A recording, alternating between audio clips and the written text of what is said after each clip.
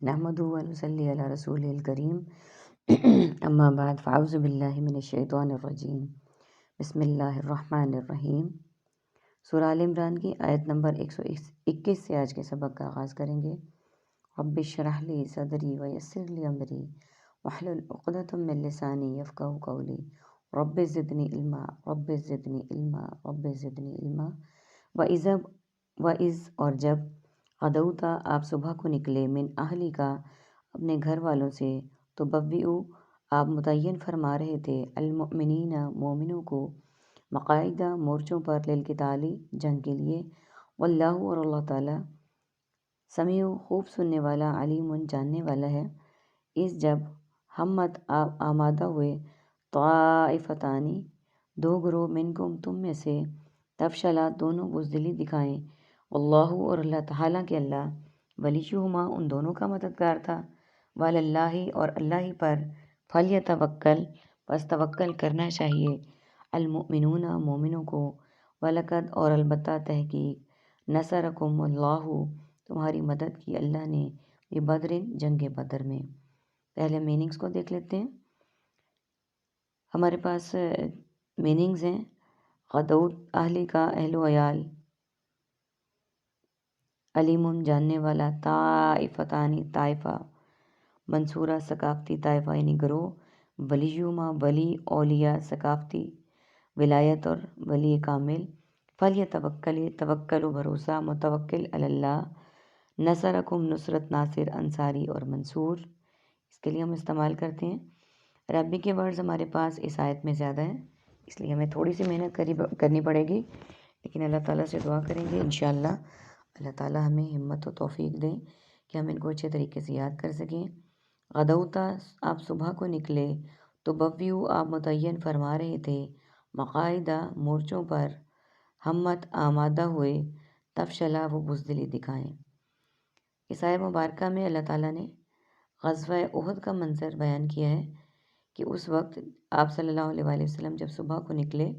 اپنے گھر والوں سے، اور نکلے اس لیے تھے کہ آپ متعین فرما رہے تھے مومنوں کو لڑائی کے مورچوں پر، یعنی آپ صحابہ کرام کو مومنین کو لڑائی کے لیے ان کے مورچوں پر، ان کی مخصوص جگہ پر آپ ان کو بتا رہے تھے کہ انہوں نے کس طرح سے مقابلہ کرنا ہے دشمن کے ساتھ، اور کہاں کہاں کھڑے ہونا ہے، اور کس طرح سے انہوں نے دشمن کا مقابلہ کرنا ہے۔ اور اللہ خوب سننے والا اور خوب جاننے والا ہے، یعنی جو کچھ آپ سب کر رہے تھے اللہ تعالیٰ ہر چیز کو جاننے والا اور سننے والا ہے۔ جب آمادہ ہوئے دو گروہ تم میں سے کہ وہ بزدلی دکھائیں گے، یعنی انہی میں سے دو گروہوں کا ذکر ہے کہ جو کہ خوفزدہ ہو گئے تھے، کیونکہ جب انہوں نے دیکھا کہ 3,000 کا لشکر ہے کفار کا جو ان پر حملہ آور ہونے کے لیے تیار ہے، اور انہوں نے اپنا سامان اور اپنی تعداد کو دیکھا تو پھر کیا کیا انہوں نے وہ بزدلی دکھائی۔ جب آمادہ دو گروہ یعنی بزدلی دکھائی، انہوں نے دل چھوڑنے کا انہوں نے دل چھوڑ دیا، تھوڑا سے خوفزدہ ہو گئے وہ اس چیز سے، حالانکہ انہیں پتہ تھا کہ اللہ ان کا مددگار موجود تھا، حالانکہ انہیں اس بات کا بھی پتہ تھا کہ اس سے پہلے غزوہ بدر میں بھی اللہ تعالیٰ نے ان کی مدد کی تھی، تو اب اس غزوہ میں اللہ تعالیٰ ان کی مدد کیوں نہیں کریں گے۔ اور اللہ ہی پر مومنوں کو توکل کرنا چاہیے، یعنی ان کو ڈرنے کی بھی ضرورت نہیں تھی، میدان چھوڑنے کی بھی ضرورت نہیں تھی،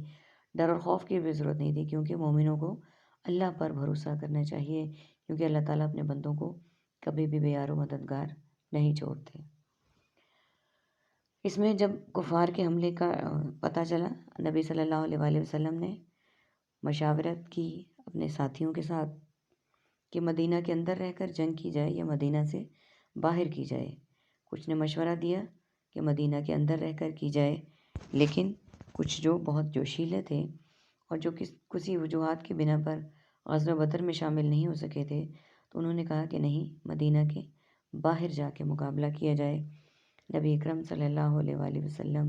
اپنے حجرہ مبارک میں گئے اور جنگ کا لباس پہن آئے، یعنی یہ اعلان تھا ان کا کہ وہ جنگ کے لیے تیار ہیں، اور جب کوئی نبی جنگ کا لباس پہن لیتا ہے تو وہ اتارا نہیں کرتا۔ اور البتہ تحقیق اللہ نے تمہاری مدد کی جنگ بدر میں۔ اب اس آیت میں اللہ تعالیٰ جل شانہ بیان کر رہے ہیں کہ اللہ تعالیٰ نے کس طرح سے تمہاری مدد کی۔ غزوہ بدر میں 313 مسلمان تھے اور 1,000 کی تعداد کفار کی تھی، اللہ تعالیٰ نے غیبی طریقے سے مسلمانوں کی مدد کی اور مسلمانوں کو بہت اچھی فتح حاصل ہوئی۔ جب اللہ تعالیٰ اس میدان میں مسلمانوں کی مدد کر سکتے تھے تو اب اپنے بندوں کو بے یار و مددگار کیوں چھوڑیں گے؟ یہ صرف